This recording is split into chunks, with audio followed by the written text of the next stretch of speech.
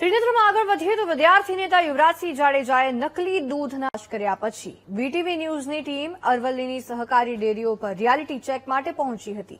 અમારી ટીમને ડેરીઓ પર તો તાળા દેખાયા, ત્યારે રિયાલિટી ચેકમાં શું સામે આવ્યું આવો જોઈએ.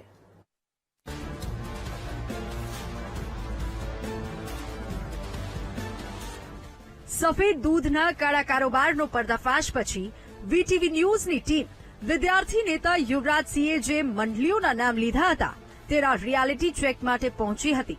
અમારી ટીમે 3 મંડળીની મુલાકાત લીધી તો ત્રણેય પર ખંભાતી તાળા જોવા મળ્યા. અમારી ટીમ સૌથી પહેલા નવી બોરડી પહોંચી તો ત્યાં ડેરી બંધ હતી.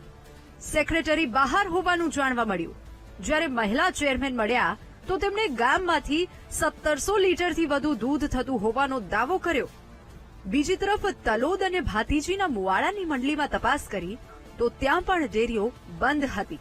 પરંતુ તલોદના સ્થાનિકો મળ્યા જેમણે દાવો કર્યો કે અમારા ગામમાં 700ની વસ્તી છે, 80 સભાસદોનું 1200 લીટરથી વધુ દૂધ મંડળીમાં આવે છે.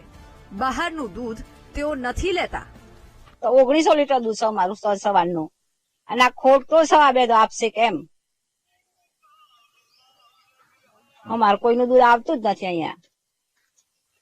ગામમાં કેટલા સભ્યો દૂધ મંડળીના પેલા સભાસદો છે? સભાસદો 90 કે 100 પછી એમ. અલગ અલગ મંડળીઓ છે ગામમાં? હા, અલગ અલગ છે.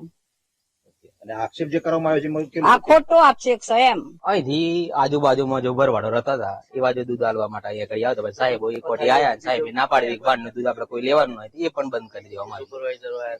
ટેન્કરો આવે છે બહારથી? ના, ટેન્કર કોઈ નહીં. અહીંથી સ્થાનિકો જે ભરવાડો અહીં અમારી ખરાબો બહુ મોટો ભરવાડો હોય એવા એ ગાડી ભરવા માટે આવતા હતા, પણ એ પણ અત્યારે બંધ કરી દેવામાં. સભાસદો કેટલા? સભાસદો 100 અને 1000 લીટર દૂધ આવે? 1000.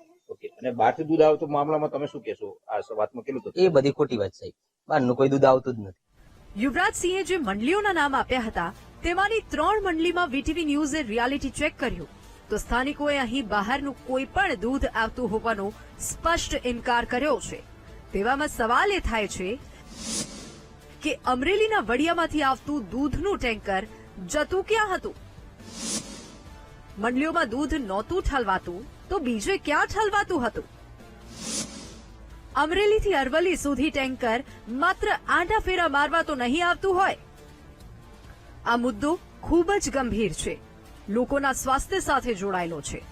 દૂધના નામે લોકોને પીવડાવવામાં આવતા ઝેરનો છે. તેવામાં રાજ્યની સરકાર આ મુદ્દાને ક્યારે ગંભીરતાથી લે છે તે જોવું રહ્યું. Sandeep Patel, VTV news, Aravalli.